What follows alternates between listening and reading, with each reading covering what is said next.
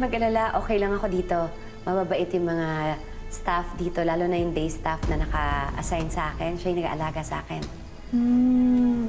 Nasaan siya ngayon? Nagpaalam lang sandali kasi may importante lang siyang kakausapin.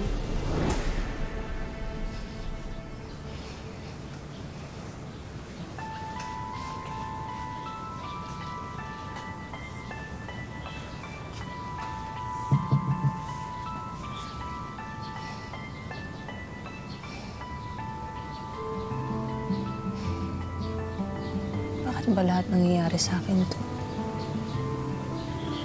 Alis ba ako?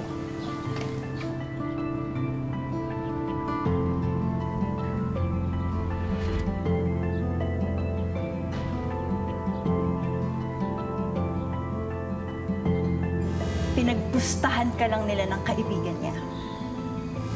May nilabag ka na policy and alam mo na may proper sanction for that.